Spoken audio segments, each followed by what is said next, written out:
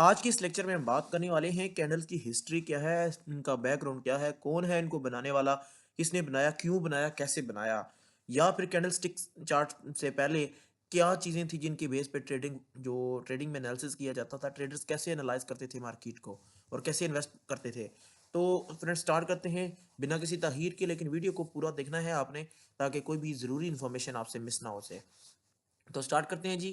सबसे पहले है जी व्हाट आर कैंडलस्टिक्स। इसको मैं कुछ चीज़ों में कर्सर यहाँ पे ले लेता हूँ ताकि थोड़ा सा साथ साथ में हाईलाइट कर देता हूँ। ठीक है जी। अच्छा जी, कैंडलस्टिक्स क्या होते हैं? ठीक है, चले जब मुझे ज़रूरत पड़ी फिर मैं इसको ले लूँगा। ठीक है, फिलहाल इसको मैं कर्सर को ऑफ कर देता हूँ। What are candlesticks? Candlesticks are a type of chart. Candlestick एक चार्ट की तरह होती है, एक चार्ट की किस्म है।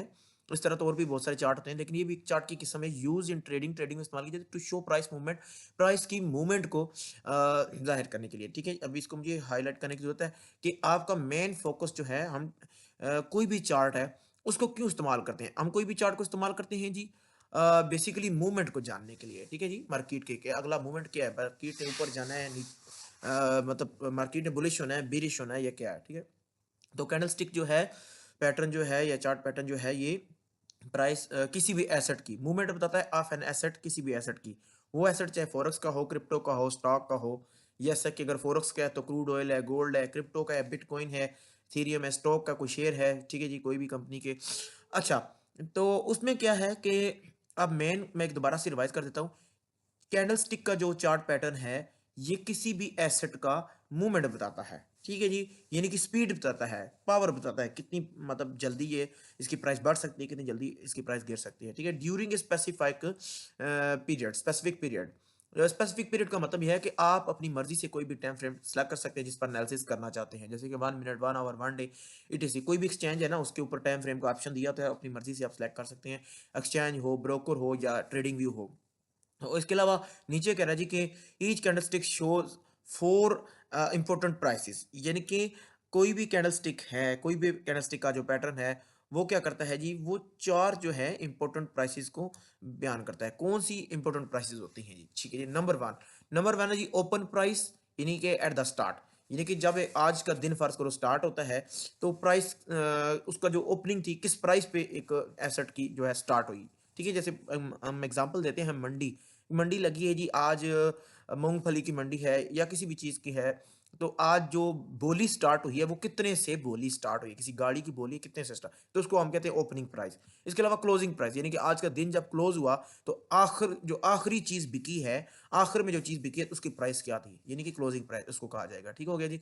अच्छा, इसके अलावा जी हाई मैक्सिमम प्राइस, यानी कि मैक्सिमम आज हाई कितने तक गई है, ये भी उसका होता है। लेकिन क्लोज फर्ज करें, प्राइस थी जी आज 100 रुपये पे ओपन हुई है। ठीक हो गया जी, 100 रुपये पे ओपन हुई है, और जो क्लोज हुई है जी वो हुई है साल के तौर पे 80 रुपीज़ पे। ठीक है जी, 80 रुपीज़ पे जो क्लोज हो गई है जी। अच्छा, अब सवाल ये है, ओपन तो हाई मतलब 100 पे हुई है, लेकिन यही आज के दिन कितनी है जी? आज के दिन में फर्ज करो जो मतलब हाईएस्ट प्राइस हुई है जी, वो 300 हुई है। ठीक है, मिसाल के तौर पे। ठीक है, वो 300 हुई है। अब वो अलग बात है कि ऊपर तो जितनी मर्जी गई, लेकिन आखिरी जो प्राइस थी वो जी 80 है जी, क्लोजिंग जो हुई है वो 80 पे हुई है। तो इसी तरह लो प्राइस का भी होता है, यानी कि सबसे ज्यादा कम जो कोई चीज बिकी है तो कितने में बिकी है। ठीक है जी, तो उसमें हम फर्क करें, हम कह सकते हैं जी, यहाँ पे कुछ थोड़ा कलर चेंज कर दें, उसमें ये है कि आखिरी प्राइस हम कह सकते हैं जी, वो जी 50, मतलब लो प्राइस जो थी इसकी प्राइस, लेकिन क्लोजिंग 80 है, ओपनिंग जो है 100 है, हाईएस्ट 300 है, वगैरह वगैरह। तो इसके अलावा क्या है फ्रेंड्स, कहते हैं जी दे हेल्प ट्रेडर सी। ये जो चार्ट पैटर्न है, ये 4 प्राइसेस खास करके ये क्या हमारी मदद करती हैं, make direction up and down. यानी कि जो प्राइसेस होती है ना, ओपनिंग क्लोजिंग, ये हमारी हेल्प करती हैं कि हमें बताती हैं कि मार्केट नेक्स्ट अप जाएगी, डाउन जाएगी। मोमेंटम मोमेंटम जो होती है स्पीड, आज मार्केट में कितना वॉल्यूम है और कितना जो है ये मूव कर सकती है। ठीक है, इसकी कितनी पावर हो सकती है। रिवर्सल, फर्ज करें अगर प्राइस बढ़ चुकी है, तो इसमें रिवर्सल के कितने चांसेस हैं। ठीक है, मार्केट के गिरने के कितने चांसेस हैं। अच्छा, तो पैटर्न्स कौन कौन से बनते हैं, जैसे कि डोजी है, हैमर है, इनगल्फिंग है, तो इस तरह कई और पैटर्न्स हैं। मैं पूरा ये कैंडलस्टिक का मतलब है कि कोर्स पूरा करूंगा, आपका ये प्ले लिस्ट पूरी होगी। ठीक है, ये आज कैंडल्स का पहला लेक्चर है, कल दूसरा, फिर तीसरा, इस तरह डेली बेसिस पे एक लेक्चर होगा, आपने लाइव अटेंड करना है। ठीक है, ये जितने भी पैटर्न्स हैं मैं सारे आपको एक्सप्लेन करूँगा, ठीक है? अभी आपको मुश्किल लग रही होंगी लेकिन देखना लेक्चर अटेंड करने के बाद आपको ईज़ी लगेगा। अच्छा इसके अलावा जी who invented candlestick chart pattern? Stick को इन्वेंट किसने किया? Candlestick charts were invented by Japanese rice trader. ये एक राइस ट्रेडर था जिसने इनको इन्वेंट किया, ठीक है? और उसका नाम था जी मुनेसा होमा, ठीक है जी? अब ये ब्रिटिश प्रोनंसिएशन है, नाम जो प्रोनंसिएशन समटाइम आगे-पीछे हो सकती है चूँकि ये एक्सेंट होता है। तो ये बेसिकली अर्ली 18th सेंचुरी में है, पैदा हुआ था, ठीक है? और ये बहुत बड़ा ट्रेडर माना जाता था। और इसका अगर बात करूँ ना यहाँ पे एग्जैक्ट डेट की, तो एग्जैक्ट डेट जो है वो डिफरेंट बताई जाती है, लेकिन जो यहाँ चैट जीपीटी के मुताबिक है वो तो गलत है। और अगर गूगल के मुताबिक करूँ तो उसकी जो डेट ऑफ बर्थ है जी 1724 है, ठीक है जी? 1724 में इसकी बर्थ है और इसकी जो डेथ है वो 1803 है, ठीक है? और ये आप गूगल से भी देख सकते हैं, ठीक है?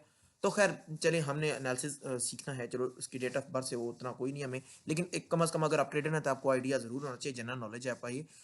तो हम इतना कह सकते हैं जनरली इसको 18th century, early 18th century में ये इसने जो है पैदा हुआ जी। और इसने बड़ा काम किया अपनी ट्रेडिंग फील्ड में, ख़ास कर के राइस की, बहुत बड़ा राइस ट्रेडर माना जाता था ये।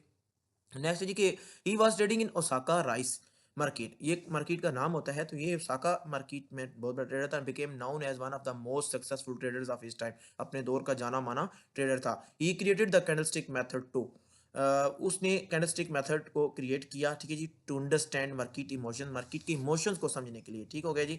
इसको मैं थोड़ा सा हाईलाइट कर देता हूँ ताकि आपको पता चल जाए जी कि किस किस चीज़ को वो उसने किया जी, मार्केट के इमोशंस को, ठीक है? एक सेकंड मैं कर्सर थोड़ा गलत हो गया था मेरा, मार्केट के इमोशंस को उसने अंडरस्टैंड किया, ठीक है जी। अच्छा नेक्स्ट जी प्रिडिक्ट प्राइस चेंजेस, ठीक है जी। नेक्स्ट जी आपका take supply and demand, demand और सप्लाई का एक फार्मूला होता है जो काउंटिंग के स्टूडेंट्स हैं वो अच्छी तरह समझते हैं। जब किसी चीज़ की सप्लाई शॉर्ट होती है तो उसकी प्राइस जो है बढ़ जाती है, ठीक हो गया जी। तो खैर ये इसने जो कैंडलस्टिक पैटर्न किया, पैदा किया या इजाद किया वो इन चीज़ों को देखने के लिए, ठीक है। और इसके अलावा नेक्स्ट हम चलते हैं फ्रेंड्स, नीचे कुछ इसको स्क्रॉल करते हैं तो कुछ मैंने और इन्फॉर्मेशन का ठीक किया है। When did candlestick become popular world wide? लेकिन ये तो बात है कि जापानीज में जो जापान में जी वो अर्ली 18th सेंचुरी में ये फेमस हो गई थी, लेकिन वर्ल्ड वाइड कब हुई, ठीक है? Although invented in 17 in Japan, मतलब अगरचे अर्ली 18th सेंचुरी में ये इन्वेंट हो गई थी, candlestick charts became popular globally much later, बहुत अरसा यानी कि कोई 100-200 साल बाद जाके ना, कोई 100-200 साल बाद जाके ना ये फेमस हुआ, अराउंड 1980, ठीक है जी।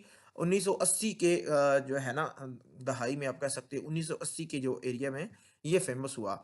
अब लेकिन ये फेमस किसने किया, कैसे हुआ फेमस जो है जी, इसको एक अमेरिकन जो था स्टीव नाइसन, ठीक है जी। इसको मुख्तलिफ प्रोनाउंस किया जाता है, स्टीव नीसन भी कहते हैं, ठीक है।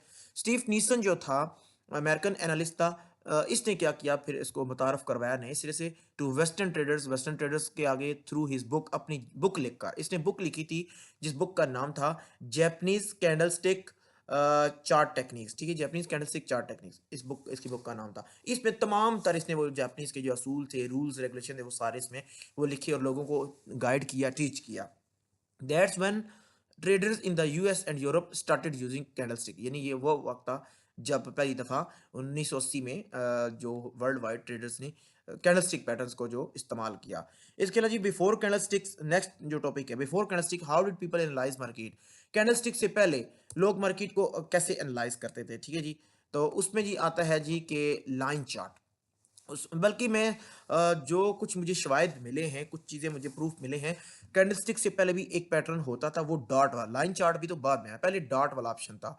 मैं वो बता देता हूँ कि आपका डॉट वाला ऑप्शन कैसा था, ठीक है जी। डॉट वाला ऑप्शन वो ये था कि फ़र्ज़ करें यहाँ पे जी अभी प्राइस है जी 80 पे प्राइस ओपन हुई है, ठीक हो गया जी। यहाँ पे 80 पे प्राइस हुई है मिसाल के तौर पे, ठीक है जी, 80 पे प्राइस ओपन हुई है, तो यहाँ पे डॉट लगा दिया जाता था। फिर ये 100 पे गई, यहाँ पे डॉट लगा दिया जाता था। अच्छा फिर उससे ऊपर गई है जी, अच्छा फिर उससे गिरी है जी, फिर डॉट, फिर यहाँ पे डॉट, फिर यहाँ पे गिरी है, फिर डॉट, फिर यहाँ पे आई, फिर डॉट और फिर डॉट। अच्छा अब जब ये डॉट वाला ऑप्शन था लेकिन ट्रेडर्स को थोड़ा सा समझने में प्रॉब्लम हो रही थी, तो फिर उन्होंने क्या किया, फिर उन्होंने लाइन को मुतारफ किया, उन्होंने कहा क्यों ना जो डॉट्स हैं उन पे एक लाइन ड्रा कर दी जाए, ठीक हो गया जी। फिर उन्होंने डॉट्स पे क्या किया, लाइन ड्रा करना शुरू कर दी, जिसको लाइन चार्ट का नाम दिया गया, यानी ये देखिए लाइन, ठीक है जी। ये इस तरह फिर लाइन जो है ड्रा होगी एक लाइन के मदद से हमें पता चल जाता था कि मार्केट जो है ऊपर जा रही है, नीचे जा रही है, उसमें लाइन पे फिर हम सपोर्ट रेजिस्टेंस जो है बना लेते थे, ठीक है जी। ये सपोर्ट रेजिस्टेंस हम निकालते थे, ठीक है जी, कि मार्केट इस सीक्वेंस में चल रही है वगैरह वगैरह। तो खैर ड्राइंग काफ़ी ये गंदी हो गई है, क्लीन कर देंगे। तो हाँ जी, नेक्स्ट है जी आपका लाइन चार्ट। आपको पता चल गया जी क्या होता है the most common chart. Line chart का वजूद कैसे आया? डॉट से आया, ठीक है जी, पहले डॉट्स होते थे मार्केट में। अच्छा, अब नेक्स्ट है जी आपका शोड ओनली। ये लाइन चार्ट कैसे क्या बताता था? शोड बताता था जी only closing price each day, हर दिन की क्लोजिंग प्राइस बताता था जी। वेरी लिटिल डिटेल, ना ना तो ये ओपन प्राइस बताता था, ना तो ये हाई प्राइस बताता था, ये सिर्फ क्लोजिंग प्राइस बताता था, जो कि बहुत लिमिटेड इन्फॉर्मेशन थी ट्रेडर्स के लिए।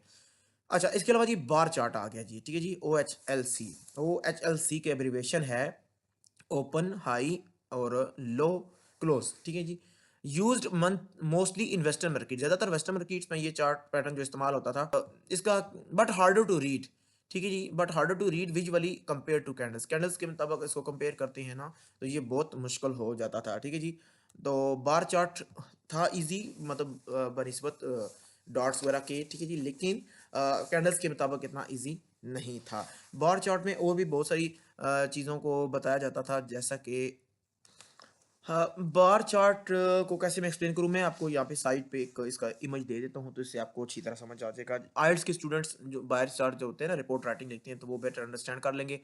तो खैर नेक्स्ट जी आपका टेप रिकॉर्डिंग। टेप रिकॉर्डिंग में मैं जल्दी जल्दी बयान करूंगा, अब आगे जो टाइम काफ़ी वीडियो लेंथी हो जाएगी। टेप रिकॉर्डिंग क्या था जी? Traders read real time price data, very popular before computers. Computer से पहले टेप रिकॉर्डिंग जो मेथड था वो भी यूज़ होता था। रिक्वायर्ड एक्सपीरियंस, इसमें एक्सपीरियंस होता था, एंड फास्ट डिसीजन मेकिंग इसमें करना होता था, ठीक हो गया जी।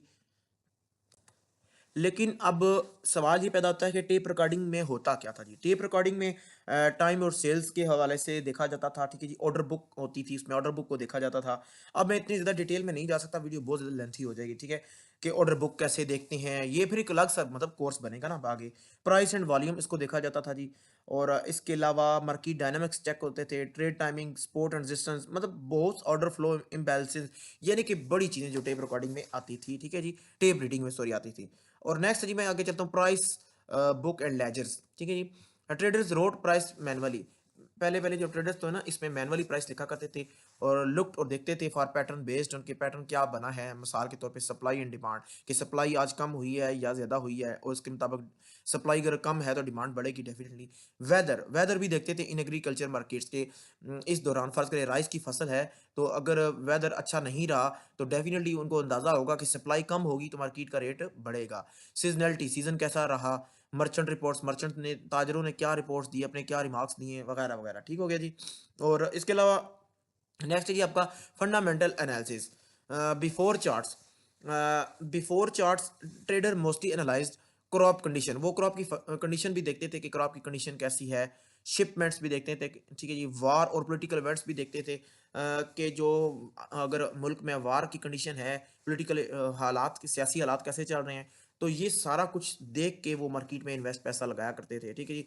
हमारे आज की तरह नहीं है कि आज आज में जो नौजवान है वो बहुत ज़्यादा जल्दबाज होते हैं, फौरी जो है एक ट्रस्ट कर लेते हैं और फौरी इन्वेस्ट कर देते हैं बगैर सीखे। सीखना बहुत ज़रूरी है, ठीक है। ये कोर्स जो है मैं आपको करने जा रहा हूँ ट्रेडिंग का, ये बहुत बड़ा कोर्स होने वाला है, वो बहुत अच्छा कोर्स होने वाला है इंशाल्लाह। 2 मंथ के अंदर आपकी अर्निंग जो है स्टार्ट होने वाली है, ठीक है।